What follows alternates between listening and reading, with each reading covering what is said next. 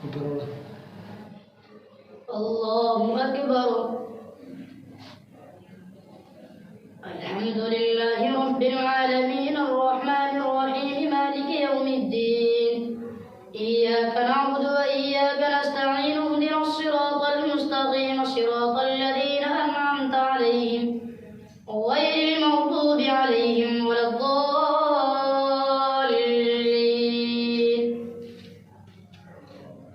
وقال الذين لا يرجون لقاءنا لولا أنزل علينا الملائكة أو نرى ربنا لقد استكبروا في أنفسهم وعتوا عتوا كبيرا. يوم يرون الملائكة لا بشرى يومئذ للمجرمين ويقولون حجرا محجورا. وقدمنا إلى ما عملوا من عمل فجعلناه هباء منثورا. وأصحاب الجنة يومئذ خير مستقرا وأحسن مقيلا. ويوم تشقق السماء بالغمام ونزل الملائكة تنزيلا. الملك يومئذ الحق للرحمن وكان يوما على الكافرين عسيرا. ويوم يعض الظالم على يديه يقول يا ليتني اتخذت مع الرسول سبيلا.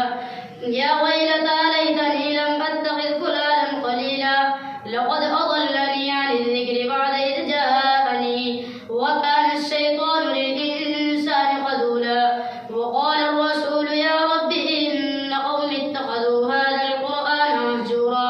وكذلك جعلنا لكل نبي عدوا من المجرمين وكفى بربك هاديا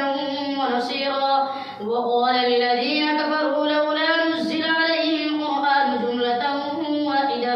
كذلك لنثبت به فؤادك ورتلناه ترتيلا. ولا يأتونك بمثل إلا جئناك بالحق وأحسن تفسيرا.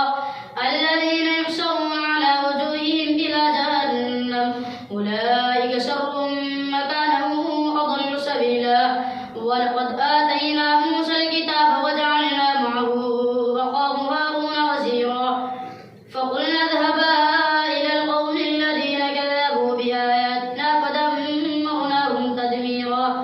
وقوم نوح لما كذبوا الرسل أغرقناهم وجعلناهم للناس آية وأعتدنا للظالمين عذابا أليما. وعادا وثمود وأصحاب الرس وقرونا بين ذلك كثيرا. وكلا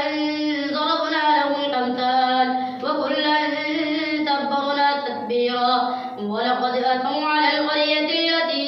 أمطرت مطر السوء أفلم يكونوا يرونها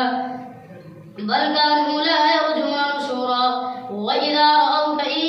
يتخذونك إلا هزوا أهذا الذي بعث الله رسولا. إن كاد ليضلنا عن آلهتنا لولا أن صرنا عليها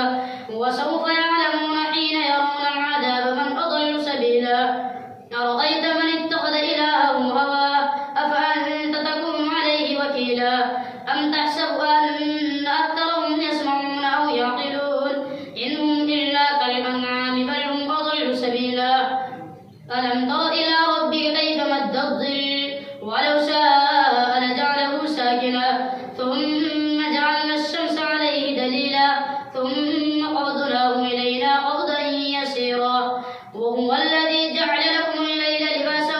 والنوم سباتا وجعل النهار نشورا. وهو الذي أرسل الرياح بشرا بين يدي رحمته وأنزلنا من السماء ماء طهورا لنحيي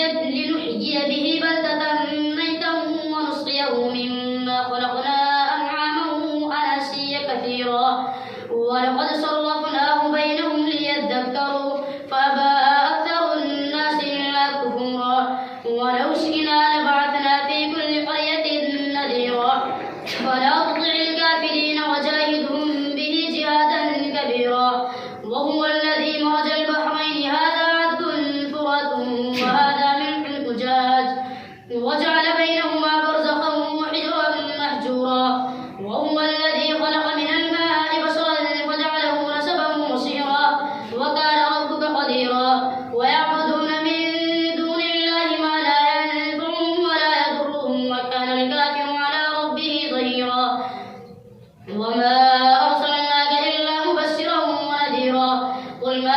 أسألكم عليه من أجر إلا من شاء أن يتخذ إلى ربه سبيلا وتوكل على الحي الذي لا يموت وسبح بحمده وكفى به بذنوب عباده خبيرا الذي خلق السماوات والأرض وما بينهما في 6 أيام ثم استوى على العرش الرحمن فاسأل به خبيرا وإذا قيل لهم اسجدوا للرحمن قالوا وما الرحمن ونسجد لما تأمرنا وزادهم نفورا الله أكبر الله أكبر تبارك الذي جعل في السماء بروجا وجعل فيها سراجا وقمرا منيرا وهو الذي جعل الليل والنهار خلفة لمن أراد أن يذكر أو أراد شكورا وعباد الرحمن الذين يمشون على الأرض هونا وإذا خاطبهم الجاهلون قالوا سلاما والذين يبيتون لربهم سجدا وقياما والذين يقولون ربنا اصرف عنا عذاب جهنم إن عذابها كان غراما إنها ساءت مستقرا ومقاما والذين إذا أنفقوا لم يسرفوا ولم يقتروا وكان بين ذلك قواما والذين لا يدعون مع الله إلها آخر ولا يقتلون النفس التي حرم الله إلا بالحق ولا يزنون ومن يفعل ذلك يلقى أثاما يضاعف له العذاب يوم القيامة ويخلد فيه مهانا إلا من تاب وآمن وعمل عملا صالحا فأولئك يبدل الله سيئاتهم حسنات وكان الله غفورا رحيما ومن تاب وعمل صالحا فإنه يتوب إلى الله متابا والذين لا يشهدون الزور وإذا مروا باللغو مروا كراما والذين إذا ذكروا بآيات ربهم لم يخروا عليها صما وعميانا والذين يقولون ربنا هب لنا من أزواجنا وذرياتنا قرة أعين واجعلنا للمتقين إماما أولئك يجزون الغرفة بما صبروا ويلقون فيها تحية وسلاما خالدين فيها حسنت مستقرا ومقاما قل ما يعبو بكم ربي لولا دعاؤكم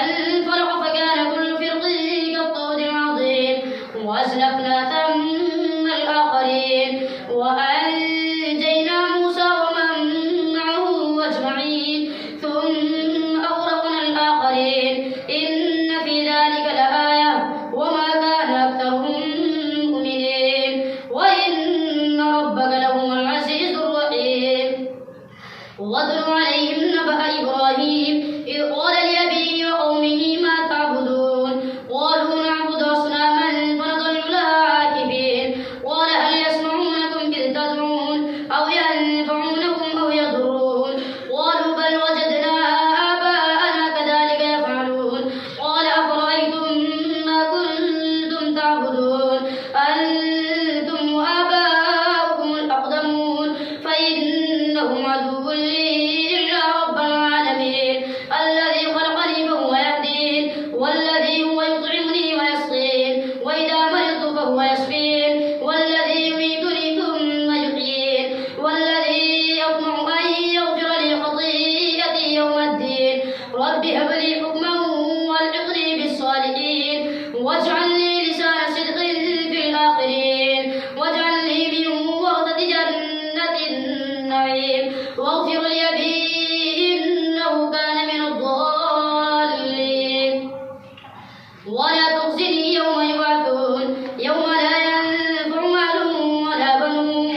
إلا من أتى الله بقلب سليم وأزلفت الجنة للمتقين وبرزت الجحيم للغاوين وقيل لهم أين ما كنتم تعبدون من دون الله هل ينصرونكم أو ينتصرون فكبكبوا فيها هم والغاوون وجنود إبليس أجمعون قالوا وهم فيها يختصمون تالله إن كنا لفي ضلال مبين إذ نسويكم برب العالمين وما أضلنا إلا المجرمون فما لنا من شافعين ولا صديق حميم فلو أن لنا كرة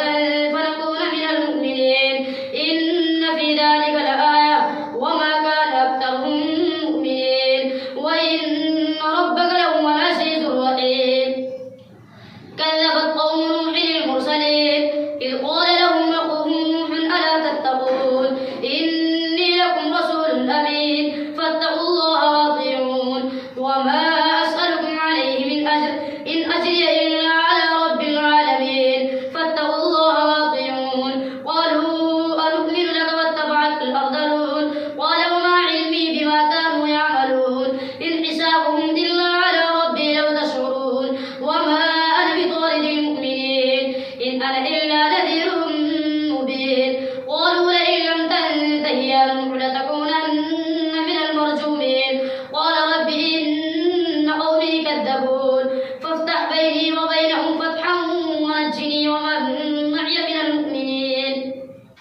فأنجيناه ومن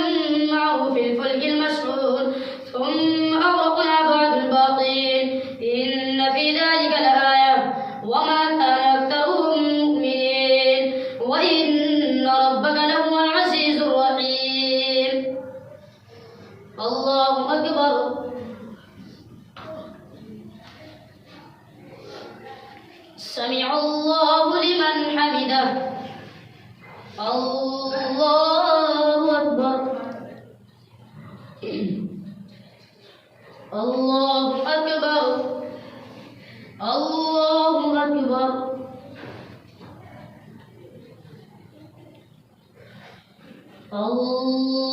الله أكبر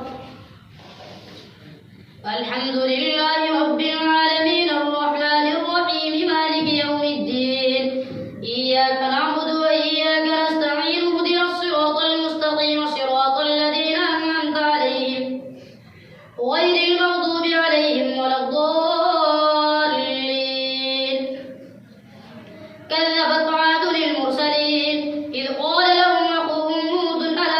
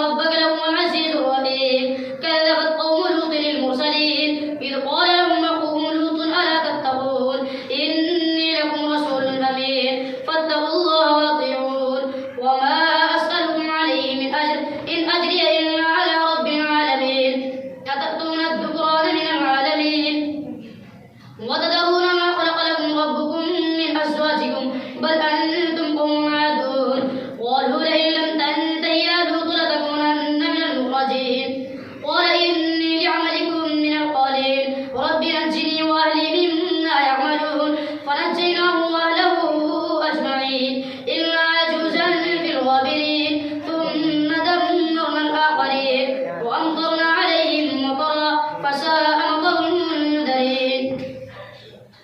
إن في ذلك لآية وما كان أكثرهم مؤمنين وإن ربك لهو العزيز الرحيم كذب أصحاب الأيكة المرسلين إذ قال لهم شعيب ألا تتقون إني لكم رسول أمين فاتقوا الله وأطيعون وما أسألكم عليه من أجر إن أجري إلا على رب العالمين أوفوا الكيل ولا تكونوا من المفسدين وزنوا بالقسطاس المستقيم ولا تبخسوا الناس أشياءهم ولا تعثوا في الأرض مفسدين واتقوا الذي خلقكم والجبلة الأولين قالوا إنما أنت من المسحرين وما أنت إلا بشر مثلنا وإن نظنك لمن الكاذبين فأسقط علينا كسفا من السماء إن كنت من الصادقين قال ربي أعلم بما تعملون فكذبوه فأخذهم عذاب يوم الظلة إنه كان عذاب يوم عظيم إن في ذلك لآية وما كان أكثرهم مؤمنين وإن ربك لهو العزيز الرحيم وإنه لتنزيل رب العالمين نزل به الروح الأمين على قلبك لتكون من المنذرين بلسان عربي مبين وإنه لفي زبر الأولين أولم يكن لهم آية أن يعلمه علماء بني إسرائيل ولو نزلناه على بعض الأعجمين فقرأه عليهم ما كانوا به مؤمنين كذلك سلكناه في قلوب المجرمين لا يؤمنون به حتى يروا العذاب الأليم فيأتيهم بغتة وهم لا يشعرون فيقولوا هل نحن منظرون أفبعذابنا يستعجلون أفرأيت إن متعناهم سنين ثم جاءهم ما كانوا يوعدون ما أغنى عنهم ما كانوا يمتعون وما أهلكنا من قرية إلا لها منذرون ذكرى وما كنا ظالمين وما تنزلت به الشياطين وما ينبغي لهم وما يستطيعون إنهم عن السمع لمعزولون فلا تدعوا مع الله إلها آخر فتكون من المعذبين وأنذر عشيرتك الأقربين واخفض جناحك لمن اتبعك من المؤمنين فإن عصوك فقل إني بريء مما تعملون وتوكل على العزيز الرحيم الذي يراك حين تقوم وتقلبك في الساجدين إنه هو السميع العليم هل أنبئكم على من تنزل الشياطين تنزل على كل أفاك أثيم يلقون السمع وأكثرهم كاذبون والشعراء يتبعهم الغاوون ألم تر أنهم في كل واد يهيمون وأنهم يقولون ما لا يفعلون إلا الذين آمنوا وعملوا الصالحات وذكروا الله كثيرا وانتصروا من بعد ما ظلموا وسيعلم الذين ظلموا أي منقلب ينقلبون طاسين تلك آيات القرآن الكتاب المبين هدى وبشرى للمؤمنين الذين يقيمون الصلاة ويؤتون الزكاة وهم بالآخرة هم يؤمنون إن الذين لا يؤمنون بالآخرة زينا لهم أعمالهم فهم يعمهون أولئك الذين لهم سوء العذاب وهم في الآخرة هم الأخسرون وإنك لتلقى القرآن من لدن حكيم عليم إذ قال موسى لأهله إني آنست نارا سآتيكم منها بخبر أو آتيكم بشهاب قبس لعلكم تصطلون فلما جاءها نودي أن بورك من في النار ومن حولها وسبحان الله رب العالمين يا موسى إنه أنا الله العزيز الحكيم وألق عصاك فلما رآها تهتز كأنها جان ولا مدبرا ولم يعقب يا موسى لا تخف إني لا أخاف لدي المرسلون إلا من ظلم ثم بدل حسنا بعد سوء فإني غفور رحيم وأدخل يدك في جيبك تخرج بيضاء من غير سوء في 9 آيات إلى فرعون وقومه إنهم كانوا قوما فاسقين فلما جاءتهم آياتنا مبصرة قالوا هذا سحر مبين وجحدوا بها واستيقنتها أنفسهم ظلما وعلوا فانظر كيف كان عاقبة المفسدين ولقد آتينا داود وسليمان علما وقال الحمد لله الذي فضلنا على كثير من عباده المؤمنين وورث سليمان داود وقال يا أيها الناس علمنا منطق الطير وأوتينا من كل شيء إن هذا لهو الفضل المبين وحشر لسليمان جنوده من الجن والإنس والطير فهم يوزعون حتى إذا أتوا على واد النمل قالت نملة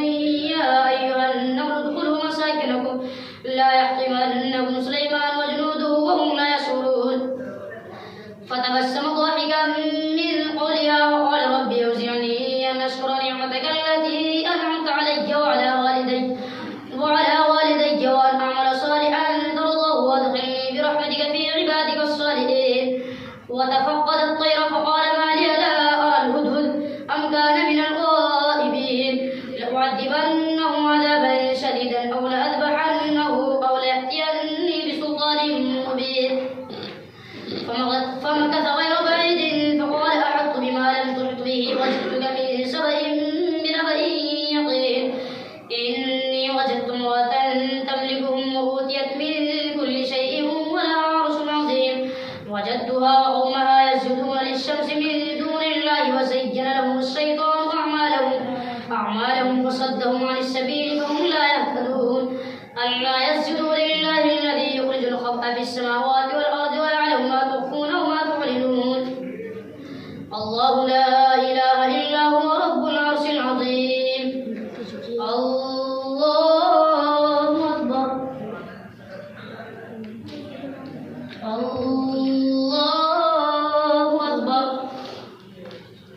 قال سننظر وصدقت أم كنت من الكاذبين اذهب بكتابي هذا فألقه إليهم ثم تول عنهم فانظر ماذا يرجعون قالت يا أيها الملأ إني ألقي إلي كتاب كريم إنه من سليمان وإنه بسم الله الرحمن الرحيم ألا تعلوا علي وأتوني مسلمين قالت يا أيها الملأ وافتوني في أمري ما كنت قاطعة أمرا حتى تشهدون قالوا نحن أولو قوة وأولو بأس شديد والأمر إليك فانظري ماذا تأمرين قالت إن الملوك إذا دخلوا قرية أفسدوها وجعلوا أعزة أهلها أذلة وكذلك يفعلون وإني مرسلة إليهم بهدية فناظرة بما يرجع المرسلون فلما جاء سليمان قال أتمدونني بمال فما آتاني الله خير مما آتاكم بل أنتم بهديتكم تفرحون ارجع إليهم فلنأتينهم بجنود لا قبل لهم بها ولنخرجنهم منها أذلة وهم صاغرون قال يا أيها الملأ أيكم يأتيني بعرشها قبل أن يأتوني مسلمين قال عفريت من الجن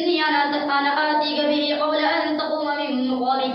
وإني عليه لقوي أمين قال الذي عنده علم من الكتاب أن آتيك به قبل أن يرتد إليك طرفك فلما رآه مستقرا عنده قال هذا من فضل ربي ليبلوني أشكر أم أكفر ومن شكر فإنما يشكر لنفسه ومن كفر فإن ربي غني كريم ولنكروا لها عرشها ننظر تهتدي أم تكون من الذين لا يهتدون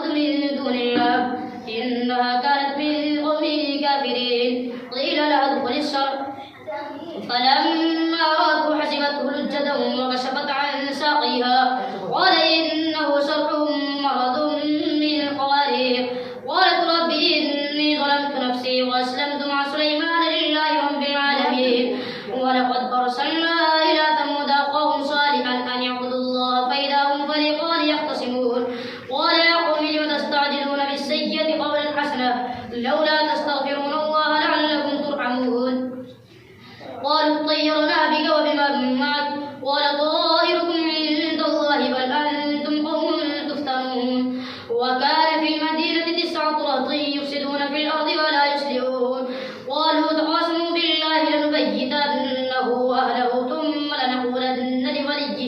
لوليه ما شهدنا مهلك أهله وإنا لصادقون ومكروا مكرا ومكرنا مكرا وهم لا يشعرون فانظر كيف كان عاقبة مكرهم أنا دمرناهم قومهم أجمعين فتلك بيوتهم خاوية بما ظلموا إن في ذلك لآية لقوم يعلمون وأنجينا الذين آمنوا وكانوا يتقون ولوطا إذ قال لقومه أتأتون الفاحشة وأنتم تبصرون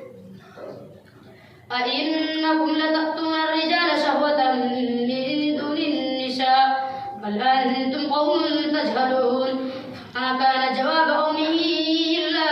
أن قالوا أخرجوا آل لوط من قريتكم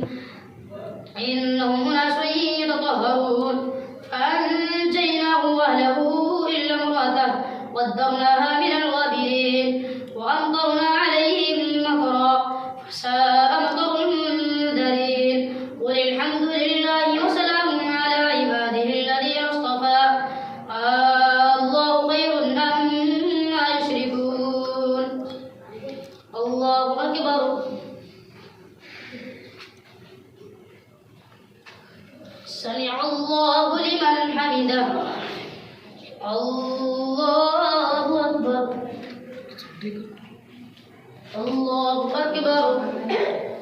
الله أكبر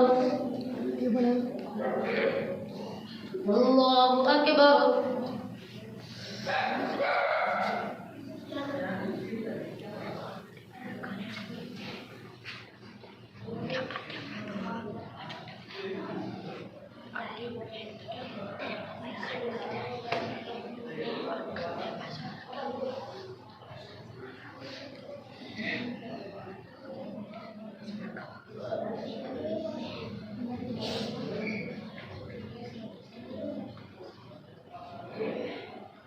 السلام عليكم ورحمة الله.